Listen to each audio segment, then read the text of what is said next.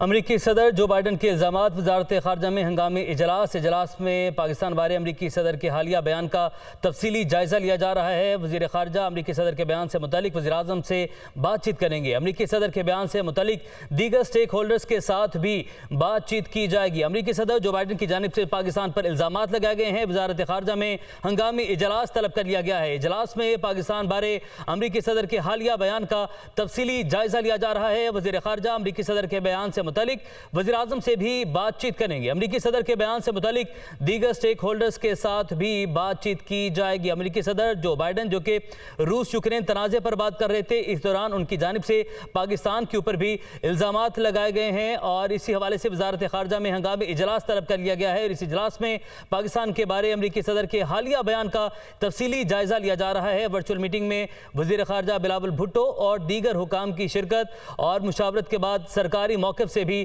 آگاہ کیا جائے گا۔ سرکاری طور پر اس پر موقف دیا جائے گا۔ امریکی صدر جو بائیڈن کی جانب سے پاکستان پر جو الزامات لگائے گئے ہیں روس اور یوکرین جنگ کے بارے میں، تنازع کے بارے میں وہ بات کر رہے تھے، جس دوران ان کی جانب سے پاکستان کے بارے میں بھی بات کی گئی، پاکستان کے اوپر بھی الزامات لگائے گئے اور اسی تناظر میں وزارت خارجہ میں ہنگامی اجلاس طلب کر لیا گیا ہے اور اس اجلاس میں پاکستان کے بارے امریکی صدر کی جو حالیہ بیان ہے اس کا تفصیلی جائزہ لیا جا رہا ہے۔ ورچوئل میٹنگ میں وزیر خارجہ بلاول بھٹو اور دیگر حکام شریک ہیں۔ عامر سعید عباسی ہمارے ساتھ موجود ہیں۔ عامر، سرکاری سطح پر اب اس کا جواب دیا جائے گا، یہ فیصلہ کر لیا گیا ہے اور اجلاس طلب کر لیا گیا، کیا اس میں بات چیت جاری ہے؟ کون کون شریک ہے؟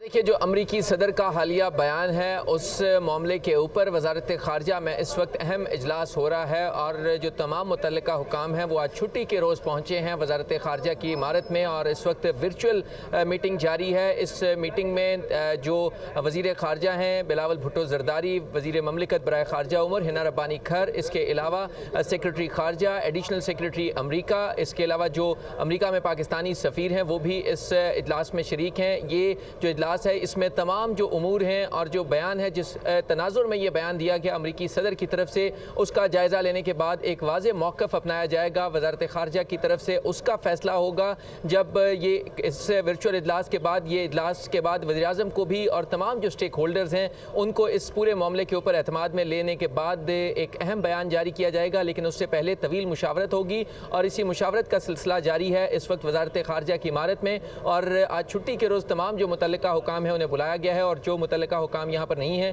وہ ویڈیو کانفرنس کے ذریعے اس اجلاس میں شریک ہیں اور یہ اہم اجلاس ہو رہا ہے۔ اس میں تمام جس سیاق و سباق میں بیان دیا گیا امریکی صدر کی طرف سے اور جس تناظر میں یہ بیان دیا گیا اس تمام کا جائزہ لیا جائے گا۔ تاہم جو وزارت خارجہ کے حکام ہیں وہ بتاتے ہیں کہ اس سے پہلے بھی جو امریکی حکام ہیں اور تمام دنیا بھر کے جو لوگ ہیں وہ پاکستان کے جو ایٹمی اثاثے ہیں انہیں انتہائی سیف اور مؤثر قرار دے چکے ہیں اور یہ قرار دے چکے ہیں کہ پاکستان کا جو تمام تر نظام ہے وہ بہت جدید اور خاص نوعیت کا ہے۔ لہٰذا جواب دیا جائے گا۔ عامر سعید عباسی، آپ نے اپڈیٹ کیا، آپ کا بہت شکریہ۔